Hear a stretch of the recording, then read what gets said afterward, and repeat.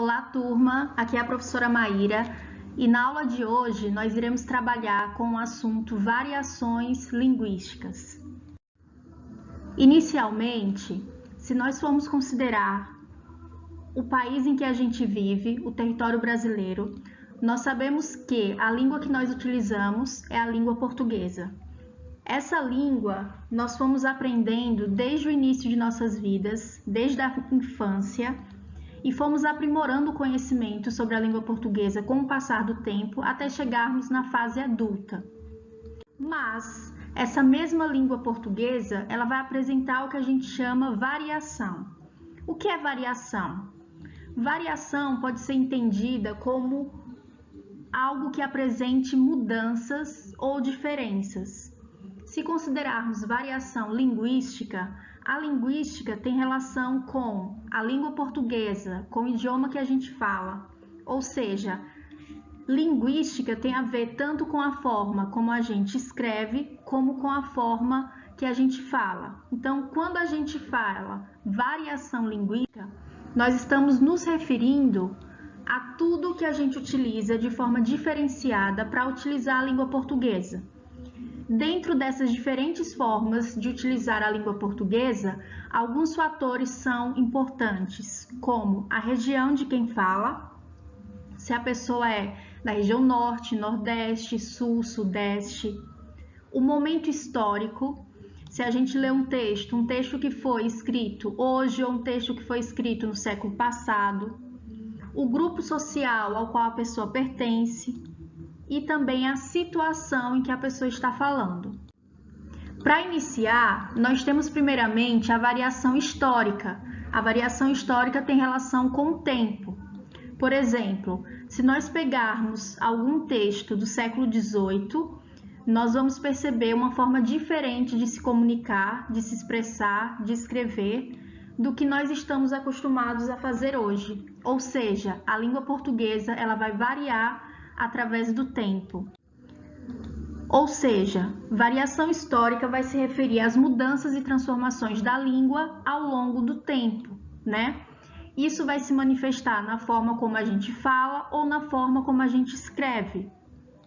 Por exemplo, vossa mercê era utilizado anteriormente nos séculos passados e com o passar do tempo foi substituída por você. Palavras como farmácia, filosofia eram escritas com PH, mas com o passar do tempo passaram a ser escritas com a letra F. A mesma situação com a palavra coisa. Coisa, hoje nós falamos coisa.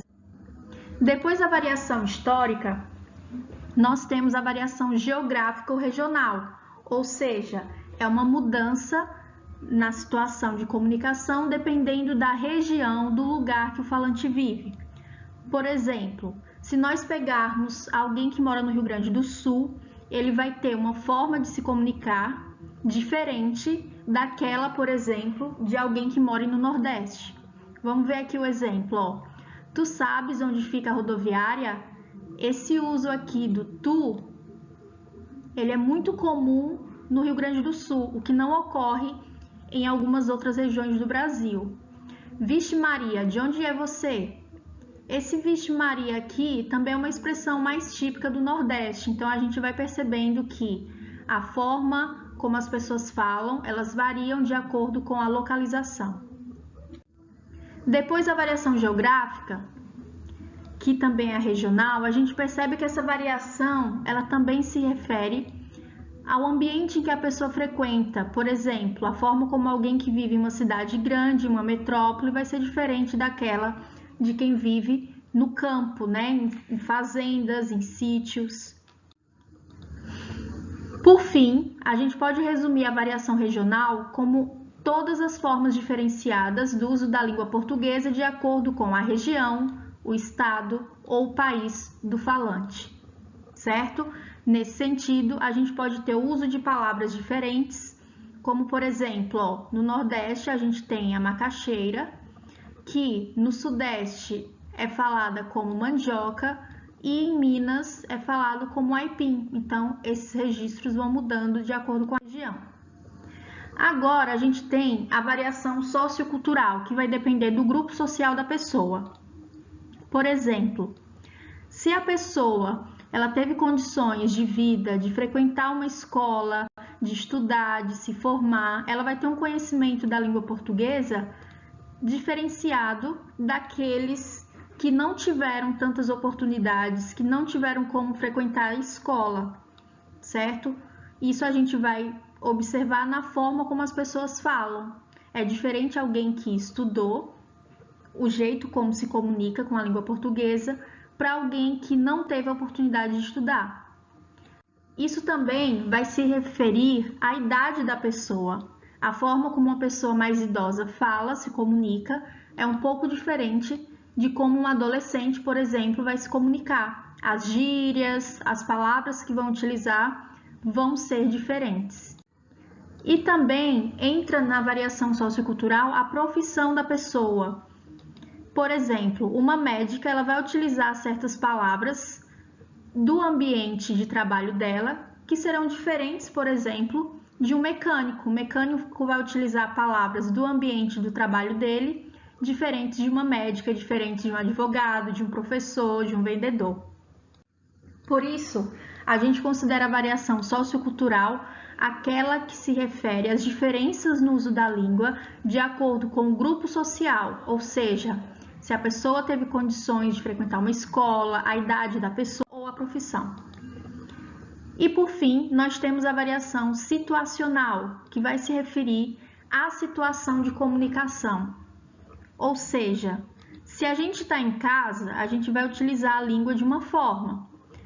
Se a gente, por exemplo, vai trabalhar, vai para a escola, a forma como a gente se comunica também vai ser diferente. Então, a gente utiliza a língua portuguesa dependendo da situação em que a gente está vivendo.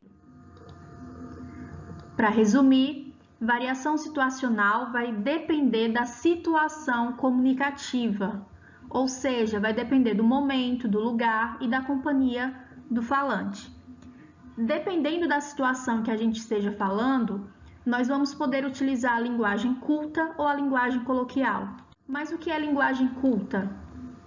Padrão ou formal? É tudo a mesma coisa, certo? Padrão, culta e formal. O que é esse tipo de linguagem? É aquela linguagem que nós utilizamos em situações formais, em situações em que nós não temos familiaridade, para se dirigir a superiores, no trabalho, na escola.